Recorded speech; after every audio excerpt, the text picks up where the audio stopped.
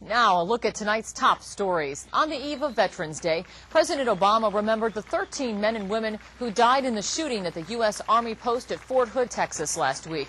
To the families of those killed, the president says the legacy of their loved ones will endure through the life of our nation. He also spoke about the alleged killer, Major Nidal Hasan. It may be hard to comprehend the twisted logic that led to this tragedy. But this much we do know. No faith justifies these murderous and craven acts. No just and loving God looks upon them with favor. For what he has done, we know that the killer will be met with justice in this world and the next. Meantime, officials say a Defense Department worker who was part of a terrorism task force looked into the background of Hasan after his communications with a radical cleric overseas were discovered. But that investigator found no reason to take it any further. Another arrest made in connection with the brutal beating of a North State man in Forbstown last week. A 17-year-old boy is also charged with assault in the case. He's currently being charged as a juvenile, but the DA is looking into charging him as an adult. A second suspect, Joseph Baker, was charged too in the beating of Rigoberto Lopez. Lopez beaten and tied up against the Forbstown Community Center last Thursday. He's in fair condition. Baker held on $1 million bail. More cuts to California state universities. Today, CSU officials announced plans to slash enrollment to make up for decreasing state dollars. The 23-campus system already reduced enrollment by 10,000 students, and enrollment cuts are expected to reach 40,000 by next year. Meanwhile, the number of applications to state universities has risen by 53%. University officials say the increased competition means all students should have a safety school, and all applications should be in by November 30th. The City of Redding's Planning Commission is meeting at this hour right now to talk about setting limits and restricting where and how medical marijuana is grown. As Action News reporter Linda Watkins-Bennett shows us, patients and suppliers are worried the rules will go too far, while others worry they won't go far enough.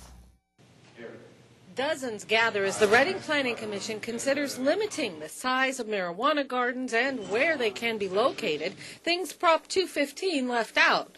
Also up for debate, things like 6-foot-tall fences and just where medical marijuana dispensaries can operate. So they'll look at all the issues like security, nuisances. One of the complaints we hear fairly frequently is the strong odor associated with marijuana when it's growing typically in the fall time. When the plants are budding and creates a strong skunk-like smell. Hamilton says residents also worry about the increasing number of home invasion robberies targeting medical marijuana growers, but some argue marijuana is now a legal medicine that should not be regulated any differently than other drugs. Do we have any regulations as to where we put our medicine cabinet in our home or business?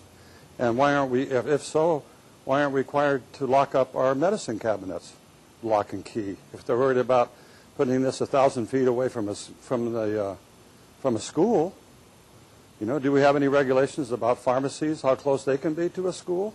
Bateman goes so far as to say if any planning or city council members voted against 215, they should recuse themselves from voting on issues concerning compassionate marijuana.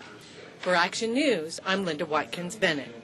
The City Council will take up an ordinance imposing other regulations on November 17th. Meanwhile, the Planning Commission is hearing from the public today and could vote on its regulations in early December. Members of Red Bluff's marijuana collectives will be meeting tonight to discuss patients' rights. Earlier this month, the Red Bluff City Council voted to ban medical marijuana crops and distribution in the city. The ban has drawn criticism from medical marijuana advocates who say it violates State Proposition 215. But city officials argue that the state laws do not overrule local zoning ordinances.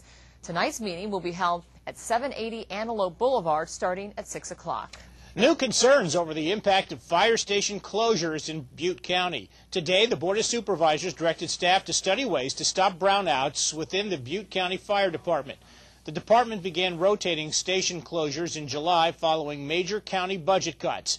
Fire officials tell us the closures have been a strain on the department, and it could get worse now that shared CAL FIRE resources have been shut down for the season. 70% of our emergencies are medical emergencies with people that actually need help in a reasonable amount of time, and we are able to do that for the most part. But when you have to brown out stations, and the risk is that that you're not going to get to them very quickly. County staff will look for a way to shift general fund dollars into the firefighting budget. The board will discuss the issue during its next meeting. Butte County, one step closer to finding a new sheriff. Captain Jerry Smith received preliminary approval today from the Board of Supervisors. Smith has more than 30 years in the sheriff's office and was recommended by retiring Sheriff Perry Reniff. The board is expected to vote on Smith's appointment at their next meeting. Reniff's last day on the job is December 30th. The Butte County Behavioral Health Department is adding 2 new positions. Today, the Board of Supervisors approved the addition of a medical director and a mental clinician. The new jobs will be paid for by a combination of already allotted funds and a federal grant. Behavioral health is one of a host of social service departments that has seen a major drop in funding over the past year. County officials hope the new positions will help the department make the most of its depleted resources. Funding cuts have been really tough, absolutely. The department continues to look for increased efficiencies, and that's one of the purposes of this action that was taken this morning, was to take the resources that are available and provide the highest level of service possible. County officials stress the money spent on the new positions can only go towards behavioral health and cannot be used towards the general fund. Well, there are some very big incentives for Shasta County businesses to start hiring new employees. Action News reporter Elizabeth Gadley has more on how a job resource center is helping people get back to work while saving businesses big bucks. The Smart Business Resource Center is trying to get the word out to Shasta County businesses that right now it really pays to start hiring. We've bundled our pool of available and qualified candidates for jobs with hiring tax credits and employee training reimbursements to make this a real advantage for local businesses. If they hire now, businesses can fill empty positions and get more than $37,000 in tax credits over the next 5 years. To hire qualified employees, they can take that tax credit for all of those employees. In addition to the tax credit, companies may also be able to get money back for training their new employees on the job. A program called Worksite Training, where the Smart Center will pay half the employee's wage during the new hire training period. Normally this place isn't quite so quiet, but today 16 employees are out trying to talk to Shasta businesses to let them know what a great time it is to hire.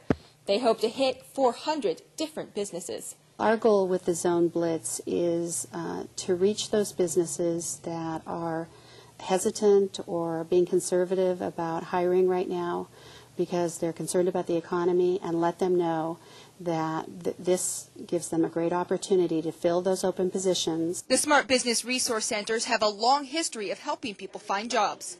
Workers with Reading Smart Center say they help anywhere from 8,000 to 10,000 people every year. In Reading, I'm Elizabeth Gadley, Action News. All right, you can find out if a business is in the Shasta Zone and eligible for the tax credits. You can go to shastazone.com. For more information on the services provided by the Smart Centers, go to the smartcenter.biz. There is a light at the end of the unemployment tunnel. Since July, temporary help services have added 44,000 jobs. That's according to the Labor Department. That equals the total number of temp jobs lost between January of 2008 and July of 2009. Staffing companies say employers are hiring temps until they're sure they can afford permanent workers. Meanwhile, there's been an uptick in factory orders over the last 6 months, leading to more hiring in manufacturing.